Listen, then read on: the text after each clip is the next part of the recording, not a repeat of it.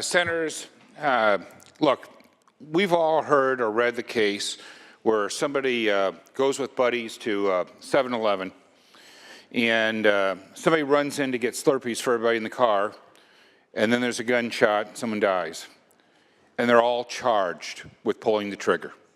But the driver and the friends in the car had no idea the crime was going to occur.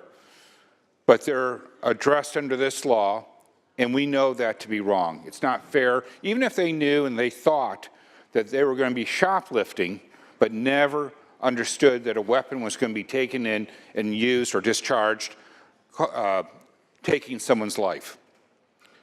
But they're charged as if they had pulled the trigger. On the flip side, we've also read and learned that some people plot in cold blood that they're going to go to 7-Eleven, they're going to kill the witnesses, and they're going to steal. And they should be charged, but they're all lumped together. This bill sets out to separate the two, to give real justice to those who weren't active participants in the murder of another.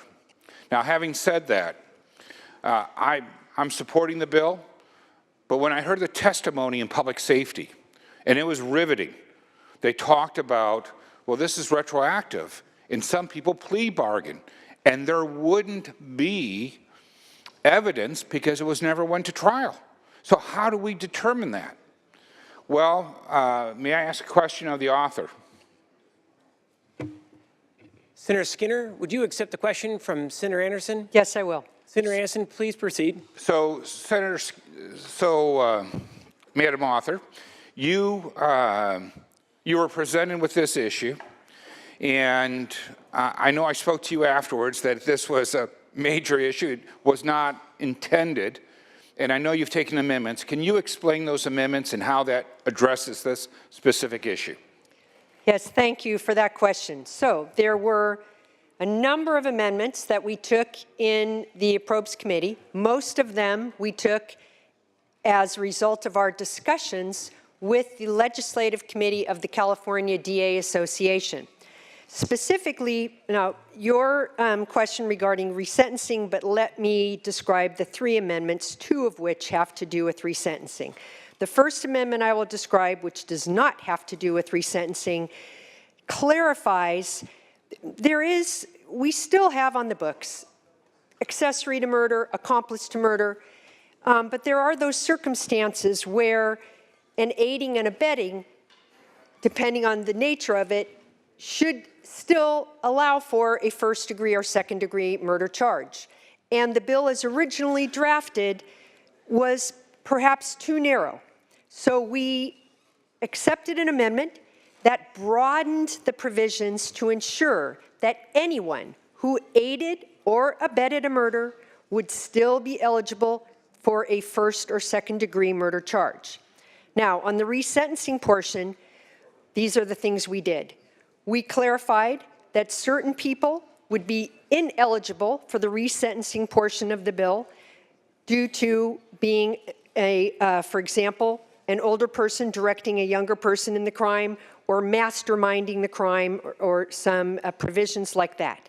We secondarily flipped the burden of proof so that the petitioner would have to prove why they were eligible under this bill, 1437 for resentencing, rather than the prosecution. So the burden has to be on the petitioner, and it addressed the concerns of our district attorneys that the original bill placed the burden on the DAs to show that the petitioner was ineligible. So we flipped that burden of proof, and those are the amendments we are taking, and we are still working very closely with that Leg Committee.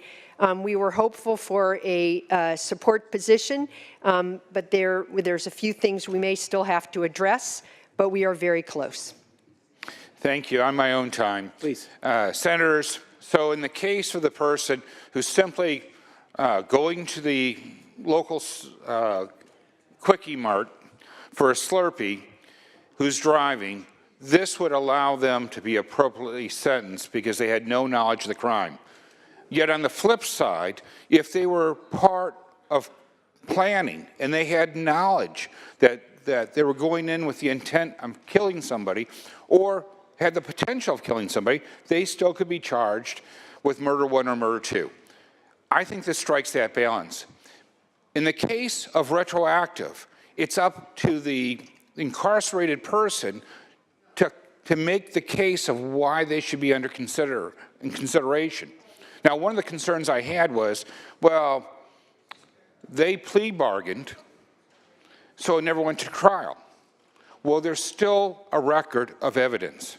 It's all in the police documents. In the charging documents of when they went to him initially and said, we're going to charge you with this because we believe that you're guilty, that evidence is still there. That evidence is still pertinent. So that person who's incarcerated will have to overcome that burden in order to be considered. It is a heavy burden that they have to overcome. So I'm confident there are some minor adjustments that still need to come our way, but I'm confident that the author, and I'm a joint author on this bill, so I'm very confident with my joint author that it will be addressed moving forward. But the major issues, the major ripple effect that was such a problem that had this bill in such upheaval. Jerry, would you like to say something? I know you're acting out stuff. Do you have something to hide? So I believe that we've overcome a lot, and I think this bill is worthy of support. I urge an aye vote.